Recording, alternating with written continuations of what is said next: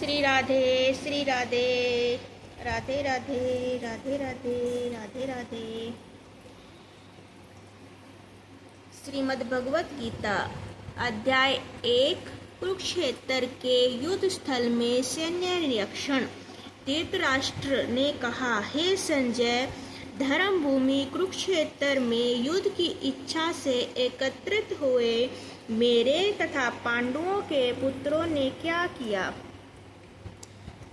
संजय ने कहा, हे राजन, पांडु पुत्रों द्वारा सेना की व्यूह रचना देखकर राजा दुर्योधन अपने गुरु के पास गया और उसने ये शब्द कहे, हे आचार्य, पांडु पुत्रों की विशाल सेना को देखें, जिससे आपके बुद्धिमान शिष्य द्रुपद के पुत्र ने इतने कौशल से व्यवस्थित किया है। इस सेना में भीम तथा अर्जुन के समान युद्ध करने वाले अनेक वीर धुरंधर हैं, यथा महारथी युधान, विराट तथा द्रुपद। इनके साथ ही धृष्टकेतु, चेकितान, काशीराज, पुरीजीत, कुंती भोज तथा सेव्य जैसे महान शक्तिशाली योद्धा भी हैं। किंतु हे ब्राह्मण श्रेष्ठ, आपकी सूचना के लिए मैं अपनी सेना के उन नायकों के विषय में बताना चाहूँगा जो मेरी सेना को संचालित करने में विशेष रूप से निपुण हैं। मेरी सेना में स्वयं आप, भीष्म, कर्ण, कृपाचार्य, अश्वत्थामा, विकर्ण तथा सोमदत्त का पुत्र भूरिश्रवा आदि हैं, जो युद्ध में सदैव विजयी रहे। ऐसे अन्य अनेक वीर भी हैं जो मेरे लिए अपना जीवन त्याग करने के लिए उद्यत है। वे विविध प्रकार के हथियारों से सुसज्जित हैं और युद्ध विद्या में निपुण हैं। हमारी शक्ति अपरिमेय और हम सब पितामह द्वारा भली भांति संरक्षित हैं, जबकि पांडवों की शक्ति भीम द्वारा भली भांति संरक्षित होकर भी सीमित है। अतएव सैन्य व्यूह में अपने अपने मोर्चों पर खड़े रहकर आप सभी भीष्म पितामह को पूरी सहायता दे। तब कुरुवंश के व्योवृद्ध परम प्रतापी एवं वृद्ध पितामह ने सिंह गर्जना की सी ध्वनि करने वाले अपने शंख को उच्च स्वर से बजाया, जिससे दुर्योधन को हर्ष हुआ। तत्पश्चात शंख, नगाड़े, बिगुल, तुरही तथा सिंह सहसा एक साथ बज उठे। वह समवेत स्वर अत्यंत कोलाहलपूर्ण था। दूसरी ओर से श्वेत घोड़ों द्वारा खींचे जाने वाले विशाल रथ पर आसीन कृष्ण तथा अर्जुन ने अपने अपने दिव्य शंख बजाए। भगवान कृष्ण ने अपना पंचजन्य शंख बजाया, अर्जुन ने देवदत्त शंख बजाया तथा अति भोज तथा अति मानवीय कार्य करने वाले भीम ने प्रोढ़ नामक भयंकर शंख बजाया।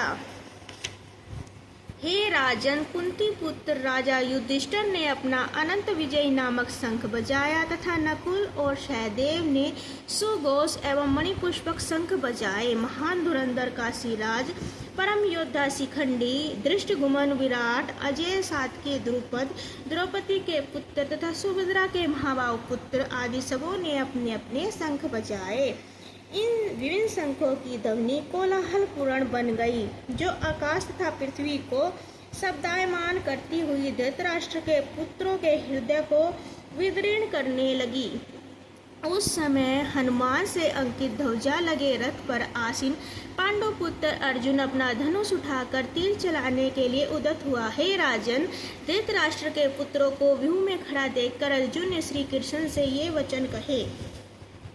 अर्जुन ने कहा, हे अच्युत्य, कृपया करके मेरा रथ दोनों सेनाओं के बीच ले चले, जिससे मैं यहाँ उपस्थित युद्ध की अभिलाषा रखने वालों को और शास्त्र की इस महान परीक्षा में जिनसे मुझे संघर्ष करना है उन्हें देख सकूं। मुझे उन लोगों को देखने दीजिए जो यहाँ पर धृतराष्ट्र के द्रौपदी पुत्र को प्रसन्न करने की इच्छा से लड़ने के लिए आए हुए हैं। संजय ने कहा, हे भरतवंशी, अर्जुन द्वारा इस प्रकार संबोधित किए जाने पर भगवान कृष्ण ने दोनों दलों के बीच उस उत्तम रथ को लाकर खड़ा कर दिया। भीष्म, द्रोण और विश्व भर के अन्य समस्त राजाओं के सामने भगवान ने कहा कि हे पार्थ, यहाँ पर एकत्र सारे कुरुओं को देखो। अर्जुन ने वहाँ पर दोनों पक्षों की सेनाओं के मध्य अपने चाचा, ताऊओं, पितामह, गुरुओं, मामाओं, भाइयों, पौत्रों, पुत्रों, मित्रों, ससुरों और शुभचिंतकों को भी देखा। जब कुंती पुत्र अर्जुन ने मित्रों तथा संबंधियों को इन विभिन्न श्रेणियों का देखा तो वह करुणा से अभिभूत हो गया और इस प्रकार बोला। अर्जुन ने कहा, हे कृष्ण, इस प्रकार युद्ध की इच्छा रखने वाले अपने मित्रों तथा संबंधियों को अपने समक्ष उपस्थित देखकर मेरे शरीर के अंग कांप रहे हैं और मेरा मुंह सूखा जा रहा है। मेरा सारा शरीर कांप रहा है, मेरे रोंगटे खड़े हो रहे हैं, मेरा गांडीव धनुष मेरे हाथ से सरक रहा है, मेरी त्वचा जल रही है, मैं यहाँ अब और अधिक खड़ा रहने में असमर्थ हूँ, मैं अपने को भूल रहा हूँ और मेरा सिर चकरा रहा है। हे कृष्ण, मुझे तो केवल अमंगल के कारण दिख रहे हैं। हे कृष्ण, इस युद्ध में अपने ही स्वजनों का वध करने से न तो मुझे कोई अच्छाई दिखती है और न मैं उससे किसी प्रकार की विजय, राज्य या सुख की इच्छा रखता हूँ। हे गोविंद, हमें राज्य, सुख तथा अथवा इस जीवन से क्या लाभ, क्योंकि जिन सारे लोगों के लिए हम उन्हें चाहते हैं वे ही इस युद्ध भूमि में खड़े हैं। हे मधुसूदन, जब गुरुजन, पितृगण, पुत्रगण, पितामह, मामा, ससुर, पौत्रगण, साले तथा अन्य सारे संबंधी अपना अपना धन एवं प्राण देने के लिए तत्पर हैं और मेरे समक्ष खड़े हैं तो फिर मैं इन सबको क्यों मारना चाहूँगा, भले ही वे मुझे क्यों न मार डालें।